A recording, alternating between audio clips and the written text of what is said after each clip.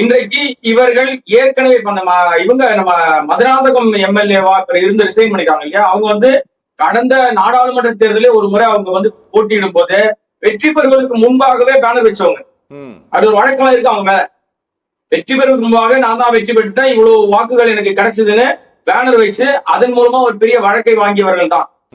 இன்னொரு விஷயம், அந்த இடத்துல மீண்டும் இவர்களுக்கு வாய்ப்பு வழங்கப்படாதுன்றது எந்த உத்தரவாதமும் இல்ல. இவங்க மீண்டும் எந்த முகத்தோடு போவாங்கன்னா, நிச்சயமாக கடந்த தேர்தலில் பெருவாரியான வெற்றி பெற்ற எம்எல்ஏக்கள்லாம் எந்த முகத்தோடு வெற்றி பெற்றார்கள் என்றால் ஒரே ஒரு முகம், அது விஜய் முகம் தான். ஏன்னா வேற வேட்பாளர்களே தெரியாது யாருன்னு. இன்றைக்கு பல ஊர்கள்ல பிரச்சனை இருக்கு இல்லையா, எல்லா ஊர்களையும் போராட்டத்துக்கு வந்து ரோட்ல நிக்கிற ஆட்கள் தான் கேட்டீங்கன்னா விஜய் அவர்களை வர சொல்லுங்க, சிஎம் அவர்களை வர சொல்லுங்க, அவரை பார்த்தா நாங்க ஓட்டு போட்டோம், எம்எல்ஏ யாருன்னே தெரியாதுன்றாங்க. அந்த கூட்டத்திலே போய் எம்எல்ஏ போய் நின்னா கூட அவங்களுக்கு தெரியாது இவர் தான் நம்ம ஒரு தொகுதி எம்எல்ஏ. ஏன்னா அந்த மாதிரி தான் மக்கள் வந்து வாக்களித்திருக்கிறார்கள்.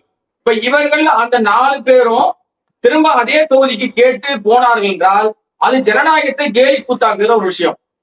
அப்ப அந்த மக்கள் என்ன நினைப்பாங்கன்னு யோசிக்காம தன்னுடைய கட்சி அந்த ஏ ஃபார்ம் பி ஃபார்ம்ல கையெழுத்து போட்ட எடப்பாடி அவர்களுக்கு அவரால் தான் அந்த வெற்றி கிடைத்தது. நீங்க என்னதான் ஜெயலலிதா அவர்கள் இல்ல எம்ஜிஆர் அவர்கள் சொன்னா கூட இன்றைக்கு பிரச்சாரத்துல எடப்பாடி அவர்கள் தான் அந்த கட்சியுடைய பொதுச் செயலாளராக நின்று இவங்களுக்கு வெற்றி தாங்க, ரெட்டலை ஓட்டு போடுங்க, என்னை முதலமைச்சர் ஆகுங்கன்னு சொல்லிதான் அந்த வார்த்தையின் அடிப்படையில் தான் அந்த வாக்குகளை வெற்றி பெற்றிருக்கிறார்கள். ஜனநாயகத்தை கேலி கூத்தாக்குகிற விதமாக நாங்க ஆதரவு கொடுக்கிறோம் அப்படின்னு அந்த 25 பேரும் அணிமாறி ஓட்டு போட்டு இன்னைக்கு சிக்கல் வருகிறது, சட்ட சிக்கல் வருகிறது, நம்ம ஒட்டுமொத்தமா பதவி போயிடும். பிறகு 21 பேர் இங்க திரும்பி வந்துட்டாங்க, பேக் டு தி பெவிலியனா வந்துட்டாங்க. சபாநாயகர் இந்த விதத்துல நேர்மையாக நடந்து கொண்டாரா என்றால் அதிலே பெரிய கேள்விக்குறி இருக்கிறது. இப்ப 21 பேரை மன்னிச்சு விட்டுட்டேன்றவரு 4 பேர் மீது நடவடிக்கை தொடரும்ன்றாரு. அது என்ன நடவடிக்கை? அப்பயே ராஜினாமா ஏற்றுக்கிட்டு அறிவிக்கிறார் அவரு.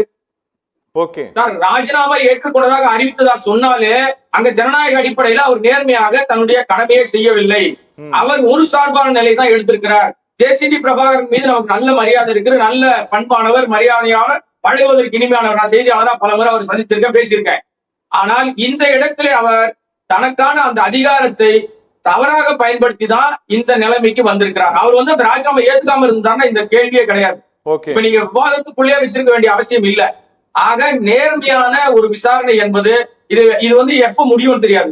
ஏன் அப்படி சொல்றேன்னா, அப்பாவோட கேஸ் அப்படிதான் எத்தனை ஆண்டுகள் கழிச்சு இப்ப என்ன தீர்ப்பு வந்திருக்கு. ஆக இதுல வந்து எனக்கு வந்து முதற்கட்டமாவே என்னோட கருத்து என்னன்னா, இதுல நேர்மையான ஒரு பதில் வருவதற்கு வாய்ப்பில்லை. இது சும்மா எல்லாருக்கும் பொதுவாக சொல்லப்படுகிற ஒரு வார்த்தையாக சபாநாயகருடைய வார்த்தை. Okay okay okay okay okay